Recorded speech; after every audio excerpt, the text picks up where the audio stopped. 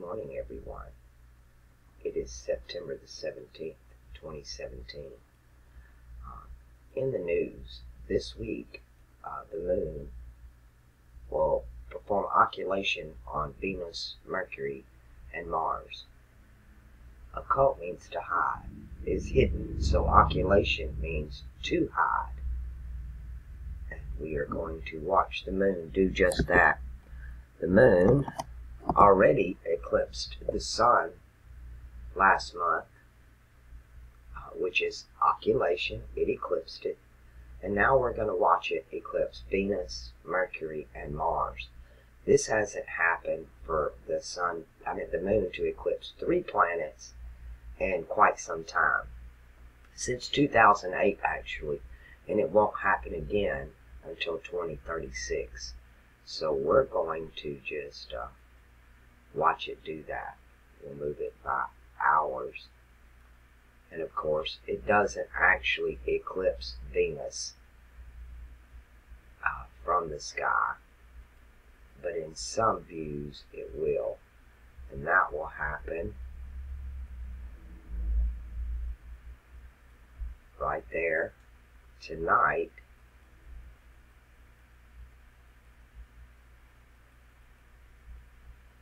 At 1900 hours. So at around 7:11 tonight, the moon will eclipse Venus. And then it will eclipse Regulus at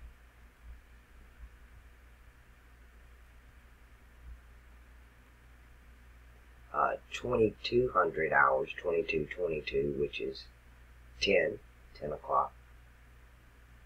And then we'll go on forward. On the 18th,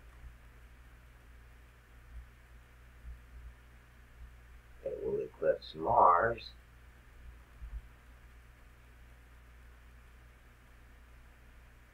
at about a little after 1 in the afternoon tomorrow. So all of this is going to happen in a 24-hour period. And then it will eclipse Mercury at 6. So within about 24 hours, it's going to move past all 3. And of course, its phase is at 0.2%, 0.02%, or 1.8% illumination, because it is traveling with the sun. So it's considered that day moon again, right? Well, there's when it happens, what it means, and it doesn't happen very often, but the moon, she's been a busy girl this year, eclipsing the sun and then occultation of 3 planets and the star Regulus within a 24-hour period as she moves through Leo. And there are your times starting today or tonight until tomorrow night. If you would like to go out and watch them, or just using your Stellarium to play with it. And if you have the mouse, you can just lock in on it and scroll in and scroll out. Hard to do with that touchpad on the laptop. But the sun is officially in Virgo today. Yesterday, she was in Leo. He's made it past that Dinabola, which is the tail of the lion. Let me make sure on that. I'm pretty sure, but I like to double check myself often. Yeah, tail of the lion, upper left-hand corner. And that's where the sun has to make it 50% past that to be officially in Virgo, which it is today. So welcome to Virgo.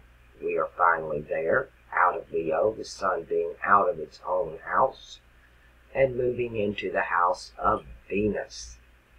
And then we'll move into the house of Mercury in Libra, Mars in Scorpio, and Jupiter in Sagittarius.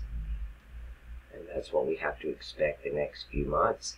I'll keep you all updated on the celestial events as they occur, or try to before they occur.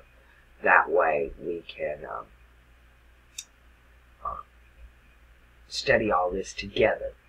We want to be a little ahead of the game.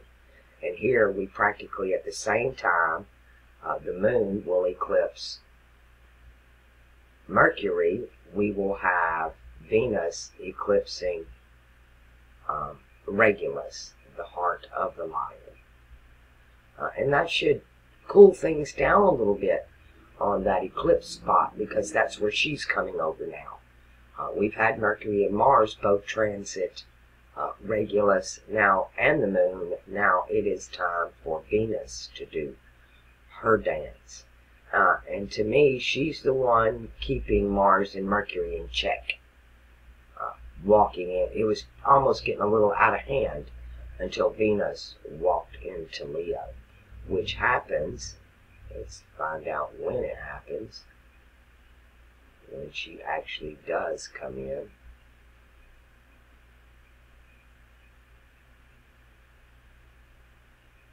What day did that occur?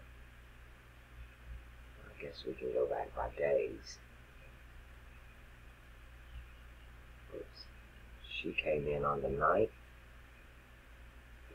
The 9th. At what time?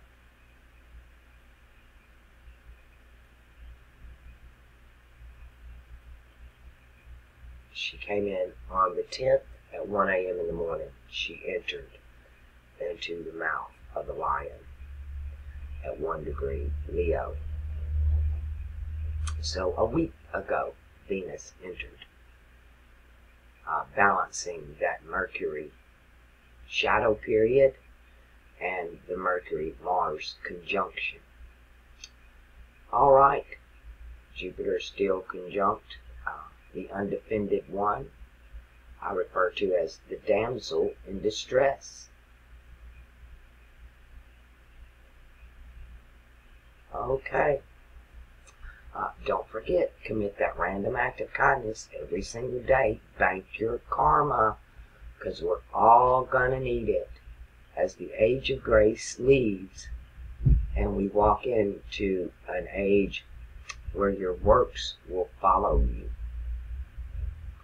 We are no longer under the law of Aries. We are moving from the age of grace of Pisces into an age of karma, where your works do follow you. That is New Testament doctrine.